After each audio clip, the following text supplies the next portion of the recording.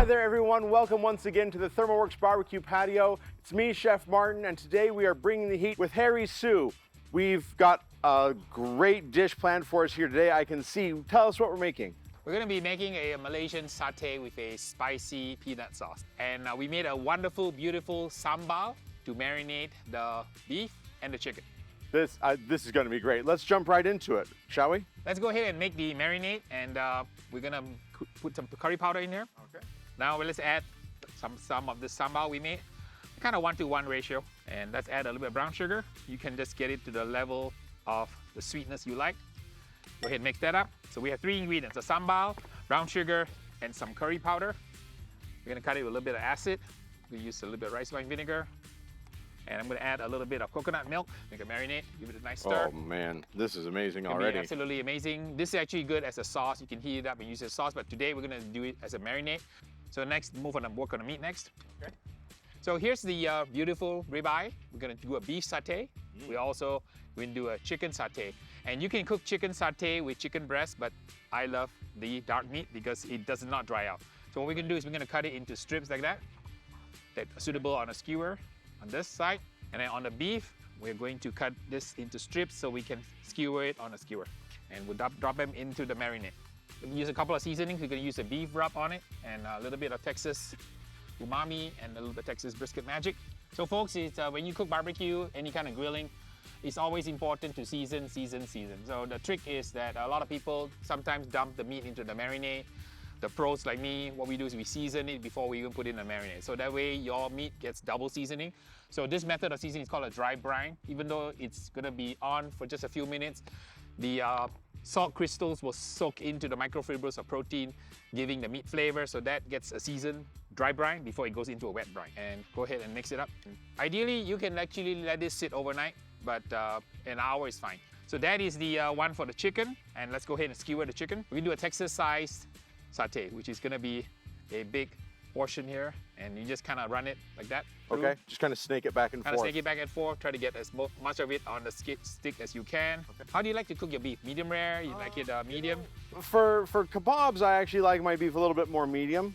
If I'm having a whole steak, I like it medium rare. So using the thermopan, what temperature do you like for kind of a ribeye here? I'm going to be shooting for 135 as our pull temp on this.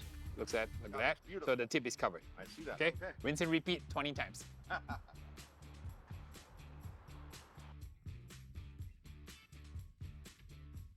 So Harry, we've got our chicken and our beef satay skewers marinating. We're not going to put those on yet. What do we need to do now? I would suggest we do a little bit of a contrasting texture from some cucumber. And we're going to cut this into kind of rings like that. And I'll have you do that. And about maybe that much, yay much.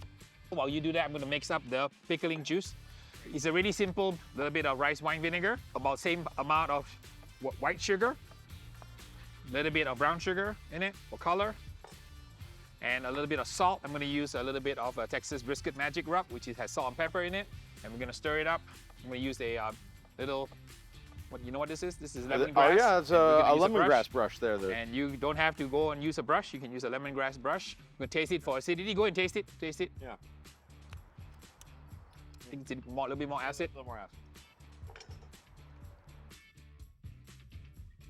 Bubble, bubble, toilet trouble. This ordinarily is good in about an hour. Okay. And if you want to do it overnight, that's fine too. I like my cucumbers kind of a little bit crunchy. But if you like it soft, that you can actually do this overnight. And this is very common in Asia. A lot of Asian dishes have pickles. The reason that it's popular in Asia is because the acid is antimicrobial, antifungal. So that is another tip for those food safety experts out there. Okay, ready to go. So now that the meat has been marinating nicely, we're ready to grill. So we have the satay marinating, and you notice how I put the foil so that it doesn't burn. We're gonna grill a few here on this side. We're gonna grill a few here on this side. And you have your thermopan handy? Yep. We wanna kinda get it to about 165 on the chicken and about 135, 140 on the beef. So I see, Harry, that we've got a lot of charcoal in here. It's really close to the surface where we're cooking, and that's how we want that, This is right? the direct grill. Hot, Okay. 400, 600 degree grill. Okay. And we're gonna get a little bit of basting action going on here. And we're gonna baste it with a little bit of butter and coconut milk. It's a beautiful, beautiful money shot right here. I'm flooded with memories now. You know how when your dad used to burn the chicken drumstick on the Weber kettle and then had to slather the crab barbecue sauce over it to hide the burnt part? I'm having those memories. So how fast they cook, right? Literally, what, 3 minutes at most? Yeah. Maybe chicken might be a little longer. So we've gotten these, they've been basted and they've been temped up to at least 135. I've got 127 on that one. That's actually really lovely for that temperature. So the key is to continue to baste it because we're cooking under hot direct heat. This is about 600 degrees. You really want to make sure that you baste it so that it does not dry out. If not, it'll burn. So this is another very unusual method. For Americans who are used to cooking low and slow, this is not low and slow, it's direct hot grilling. This is why we grill. Get all that smoke and when you go home tonight, your family's gonna say, wow, Martin, you smell really good today. Yeah. That's 150 for the chicken. We should keep going probably. Okay, let's set this aside on the warm setting here. And give it a few more, couple more minutes here. We want to kind of get it to about 165 on the chicken. Let's go ahead and finish up the satay sauce. I'll show you how to make the satay sauce. I like to char the peanuts because the char gives it an additional layer of flavor. You can see how it's now getting brown. And that wonderful char caramelization of some of the peanut oils is gonna give it additional flavor. The nice part about having a grill like this, you can keep your meat warm while this is being done. Ordinarily, you should do the sauce before you start. Okay, that's good. All right, go ahead and give it a nice mortar pestle pound, kind of like this. I think that's good. Yeah, we want a little bit of crunch on it. A little brown sugar to caramelize it, give it a nice toss, the chefy kind of toss. Since you are a professional chef, he's qualified to do that. I'm not, I'm just a cook. I'm gonna add a little bit of the sambal back again and add a little bit of liquid. We're gonna use the little bit of coconut milk. So, beautiful, give it a stir. So folks, when you cook, you really have to balance the flavor. There's no right and there's no wrong to cooking. You just cook to what brings you the most joy. Some days I feel sweet, some days I feel tangy, some days I feel spicy. So always go with what brings you joy and what your family and friends like.